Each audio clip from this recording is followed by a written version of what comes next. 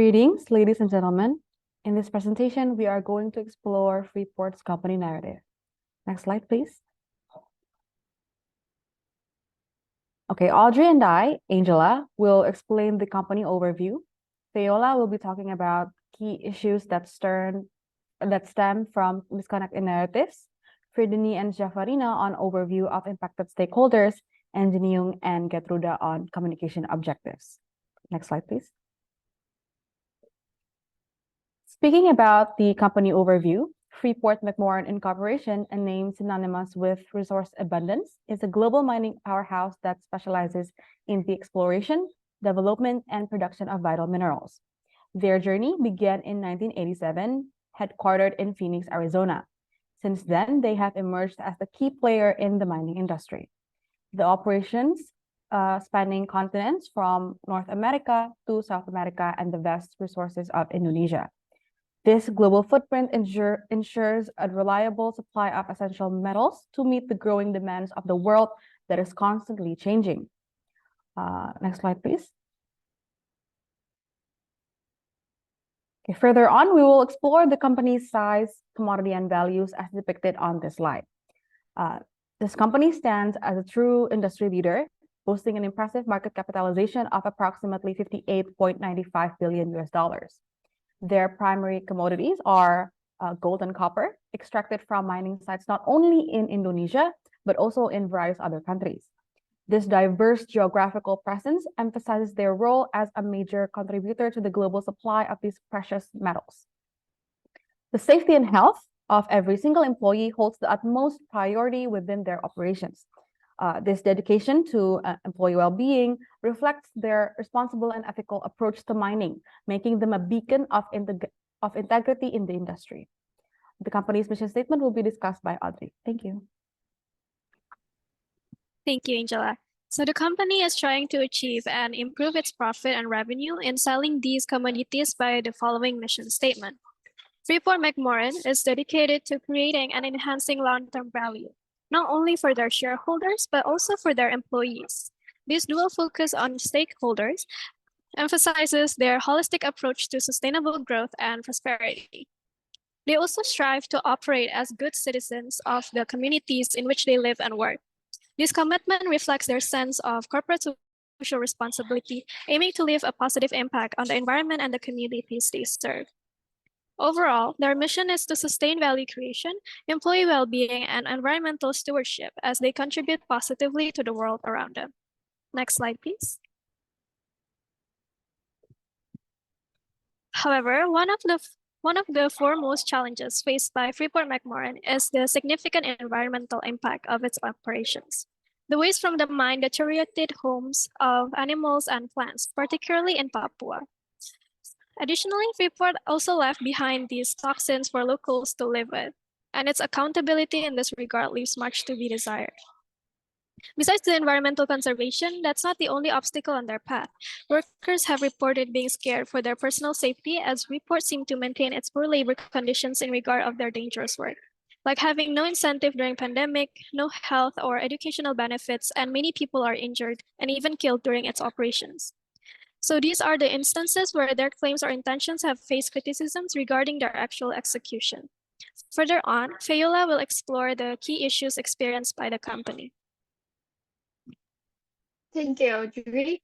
So I will explain more about the issue that the company faced during their activity. So the key issue that we use is mainly focused on tailing management.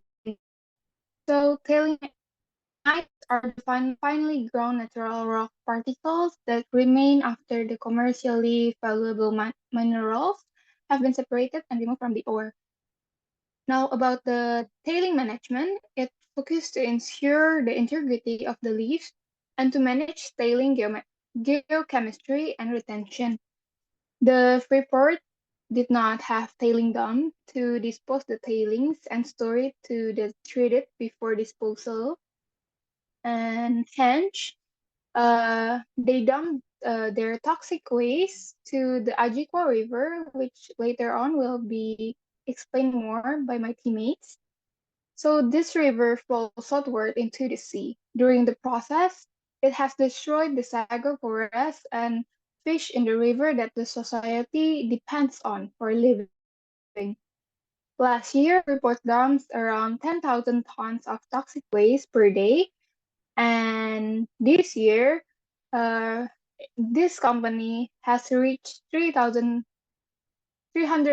tons a day, and it's still channeled to the Ajikwa River. Next slide.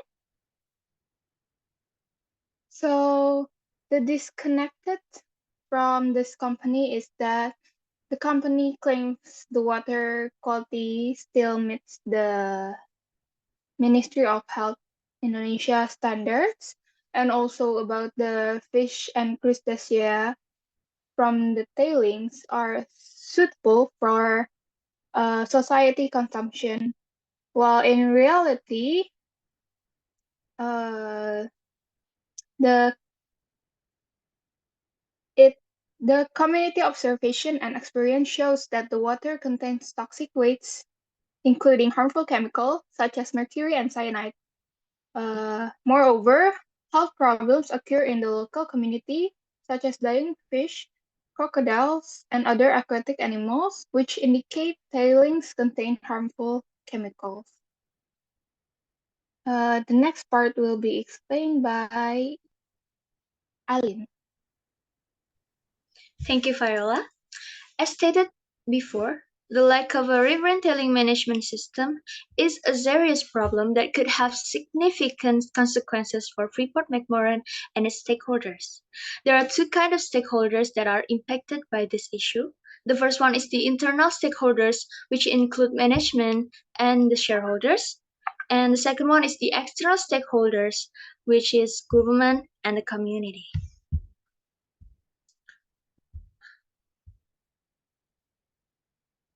So the internal stakeholder here is the management and the shareholders.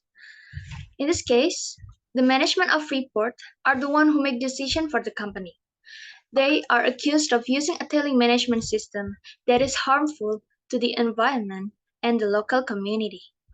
They could also face fines and penalties from the government due to not following the regulation for the sustainability of the environment.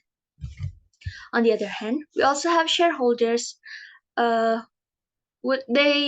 which are impacted by the financial losses that could result from environmental fines, lawsuits, and damage to the company's reputation due to being seen as not environmentally responsible.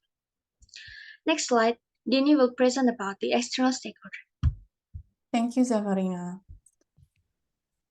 In terms of external stakeholders, the two that are most important and impacted by the river and tailings controversy is government and community.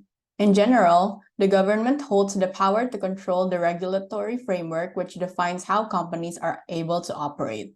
In Indonesia, the government have immense power and they regulate mining licenses and can pass laws that directly affect both the operations and structures of mining companies. In terms of the environment, the government requires mining companies to conduct an environmental impact analysis annually. Excuse me. This is done to minimize the possible negative effects business activities can pose to the local environment, and if a company doesn't fulfill this requirement, they won't be able to obtain an environmental license and are at risk of their operations being shut down. In this case, the government would be concerned about the validity of Freeport McMoran's environmental impact analysis regarding the river and tailings. Hence, the government is a definitive stakeholder and have urgency, legitimacy, and power, and is therefore a high priority stakeholder. Moving on to the next external stakeholder, generally, community can be both beneficial and adverse towards in the areas where mining firms operate, vital infrastructures like roads and bridges would be improved and there would be a boost in jobs, wages, and the local economy. However, more often than not, mining activities adversely impacts local community both directly and indirectly, just like in the case of the river and tailings. Hence, the community would be concerned about the impact of the tailings toward their own safety and livelihood, since the river is a significant aspect of their daily lives. As with the government, the local community is also a definitive stakeholder because they have urgency, legitimacy, and the power, and is therefore a high priority stakeholder. The next section, which is communication objectives, will be explained by my teammate, Genieyung. Thank you, Kak Dini. Next, I will explain about the external narrative of Freeport McMoran. There are three narratives in particular that we want to highlight in this presentation, which are the environmental concerns, the economic impact, and the social responsibility and community engagement. Next slide, please. First is the environmental impact Freeport have in the surrounding area. One example is the previously mentioned Einjella River in the region near Freeport tailing disposal sites that has deteriorated over the course of the years without any significant action from the company. Although the corporation promised to use the waste for road development and other sustainability projects, no roads have yet been created as stated previously. Next slide, please. The second is the welfare disparity between the company and the local government, which of course give economic impact to the surrounding area. Despite the government having more than 50% of the company acquisition and the mining permits being regulated by the government has not been receiving any benefit since 2018, both monetary and environmentally.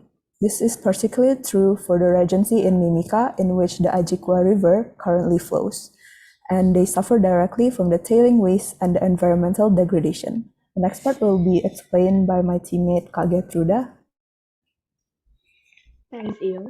Now, let's talk about another important external narrative, which is about social responsibility and community engagement. We will discuss a little bit about the major narrative of labor rights violation. In 2017, around 12,000 permanent workers and 20,000 contract workers were laid off without prior notice or negotiation. During the time, the company also stopped worker membership on the government health insurance or BPJS, considering those who had participated in the strike as voluntarily resigned. Actually, this is a sad strike about Freeport, and actually this goes against the applicable law. I'm going to the next slide, please.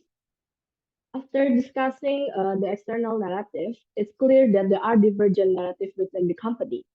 Thus, we need to establish communication objectives that unite all stakeholders. To effectively achieve this, we need to consider the following strategy. First, it's begin with internal audit to understand various perspectives within the company. Second is to ensure the leadership support. And then the third one, we also need to engage with employees at all levels in shaping the narrative through workshop or training. And the fourth one, the most important one, is to promote transparency about past challenges while acknowledging different narratives as a part of company history. And the last but not least is to establish measurement and evaluation. By implementing the strategies, we believe Freeport can bridge the gap between its divergent narrative and foster alignment within the organization. I think that's all about Freeport narrative presentation. The next one is about our references, and thank you all.